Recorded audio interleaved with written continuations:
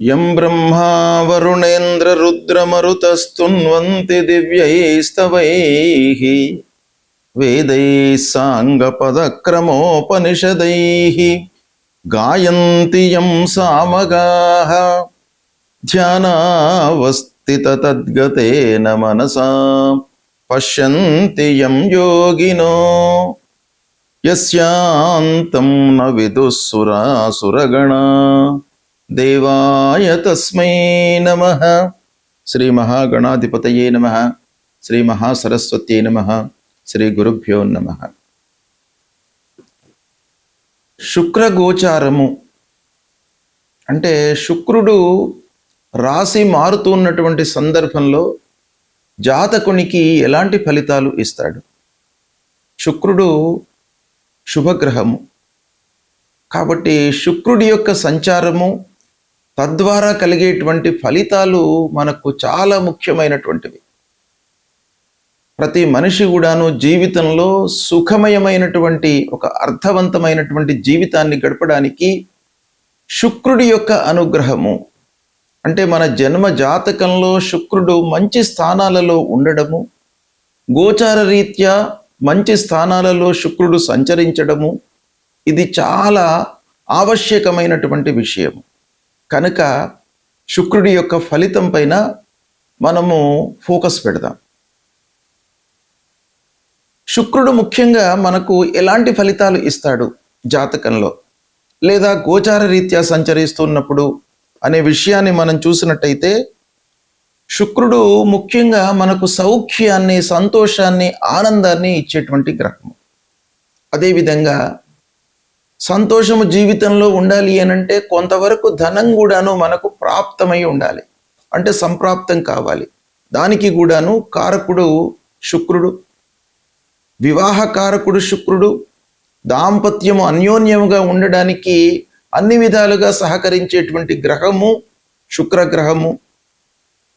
ప్రేమ వ్యవహారాలు, వాహనాల విషయం మూలకంగా మనకు సంతృప్తి జీవితంలో పొందడము, స్త్రీల విషయంలో మనము సంతోషంగా ఉండడము, స్త్రీల మూలకంగా మనకు పనులు నెరవేరడము, విలాసవంతమైనటువంటి జీవితం గడపడము, ఒప్పందాలు చేసుకోవడం, ఆర్థిక ఒప్పందాలు కానివ్వండి, పని విషయంలో ఒప్పందాలు కానివ్వండి, వీటన్నిటికీ కూడాను శుక్రుడు కారకుడు అన్నమాట.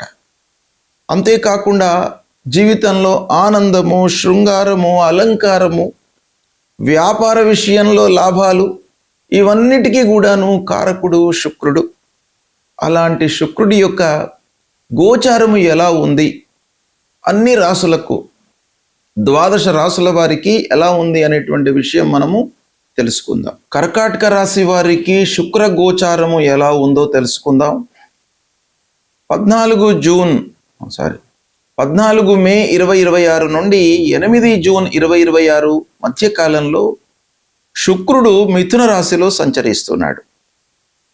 అంటే కర్కాటక రాశి వారికి మిథున రాశి ద్వాదశ స్థానం అవుతుంది, అంటే 12వ స్థానంలో సంచరిస్తున్నాడు అన్నమాట. 12వ స్థానంలో సంచారము గోచార రీత్యా శుభప్రదం, మంచి ఫలితాలు ఉంటాయి. అయితే ఎలాంటి వాటిపైన మనకు ముఖ్యంగా ఫలితాలు ఉంటాయి అనే విషయాన్ని మనం చూసినట్టయితే కర్కాటక రాశి వారికి చంద్రుడు అధిపతి, మిథున రాశిలో శుక్రుడు సంచరిస్తున్నాడు. అంటే చంద్రుడు, శుక్రుడు, బుధుని యొక్క స్థానంలో సంచరిస్తున్నాడు. స్థానం ఏమైంది? ద్వాదశ స్థానమైంది, అంటే 12వ స్థానమైంది. అంటే చంద్రుడు, బుధుడు, శుక్రుడు 12వ స్థానము. ఈ 4 పాయింట్స్ను మనము దృష్టిలో పెట్టుకున్నట్టయితే ఫలితాలు ఏ రంగంలో మనకు బాగా కలిసి వస్తాయి అనేటువంటి విషయాన్ని మనం తెలుసుకోవచ్చును. ముఖ్యంగా ద్వాదశ స్థానం గనక కొంత ఖర్చులు పెట్టిస్తాడు. అంటే శుక్రుడు సహజంగా ద్వాదశ స్థానంలో ఉన్నప్పుడు ఖర్చులు పెట్టిస్తాడు, కానీ మనకు సద్వినియోగం అవుతుంది. విలాసవంతంగా ఉండడానికై, మనము సుఖపడడానికై ఖర్చులు పెట్టిస్తాడు.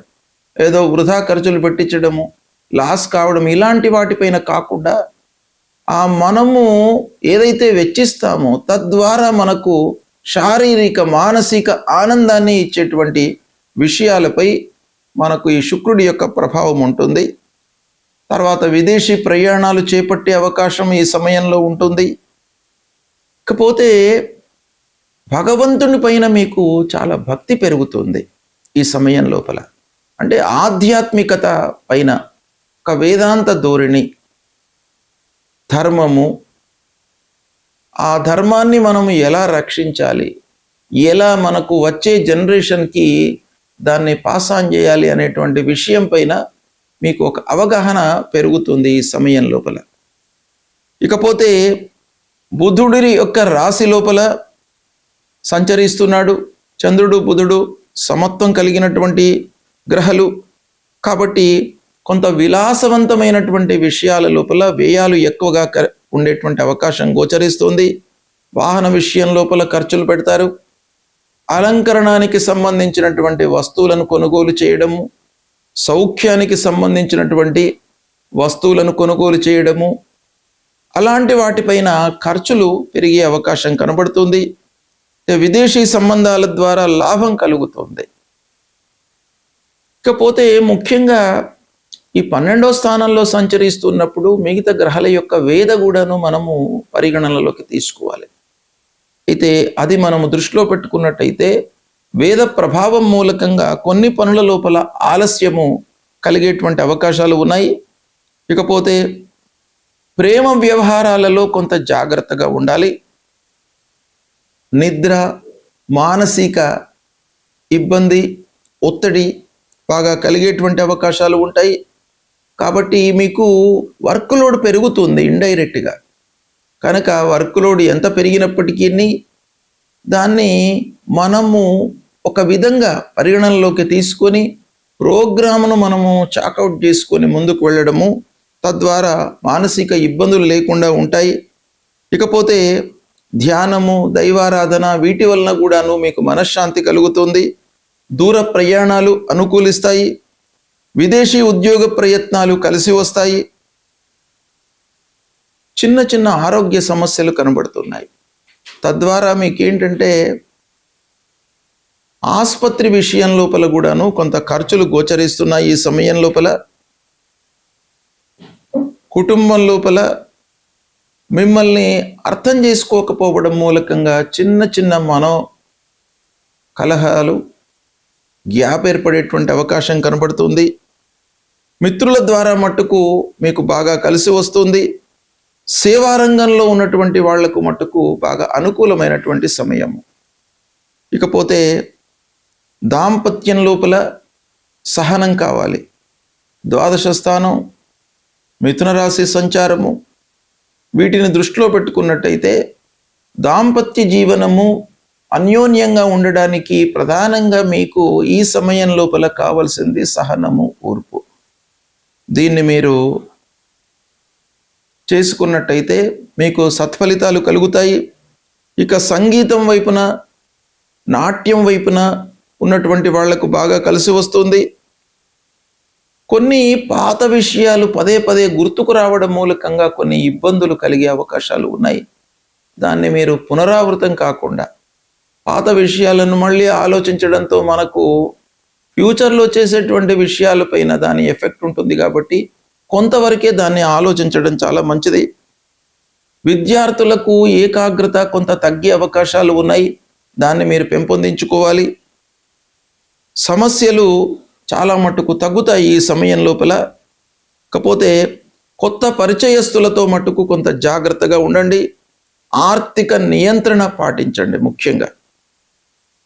కాకపోతే శత్రువులతో మట్టుకు, అంటే మీకు సహజంగా వాళ్ళు మన శత్రువులు, మనకు అనర్థం చేస్తారు అనేటువంటిది మీ మనస్సులో ఒక భావన ఏర్పడినట్టయితే వాళ్లతో మీరు అప్రమత్తంగా దూరంగా ఉండడమే చాలా మంచిది. మొత్తం మీద కర్కాటక రాశి జాతకులకు శుక్రుడి యొక్క గోచారము ఈ సమయం లోపల చాలా విషయాలలో అనుకూలమైనటువంటి ఫలితాలు ఉన్నప్పటికీ కొన్నింట మీరు జాగ్రత్తలు తీసుకోవడము చాలా అవసరము. ఈ ఫలితాలను మీరు దృష్టిలో పెట్టుకొని తదనుగుణంగా మీరు పనులు చేపట్టినట్టయితే సత్ఫలితాలను పొందుతారు. శుక్ర గోచారము అత్యంత ప్రాధాన్యతను సంతరించుకున్నటువంటి సంచారము. శుభగ్రహాలలో శుక్రుడు చాలా ముఖ్యమైనటువంటి గ్రహము. అయితే ఇలాంటి శుక్రుడు ప్రతికూలంగా ఉన్నప్పుడు, అంటే సాధారణంగా శుక్రుడికి గోచార స్థానాలు ఎక్కువగా చెప్పబడి ఉన్నాయి, అంటే శుభస్థానాలు ఎక్కువగా ఉన్నాయి. 12 స్థానాల లోపల 9 స్థానాలలో సంచరిస్తున్నటువంటి సమయంలో శుభ ఫలితాలను ఇస్తాడు. కేవలము శుక్రుడికి కవి అగ దశ షడ్వర్జ అన్నారు శాస్త్రం. అంటే శుక్రుడు 6వ స్థానము, 7వ స్థానము, 10వ స్థానం, ఈ 3 స్థానాలలో సంచరిస్తున్నటువంటి సమయం లోపల ప్రతికూలమైనటువంటి ఫలితాలు ఇస్తాడు.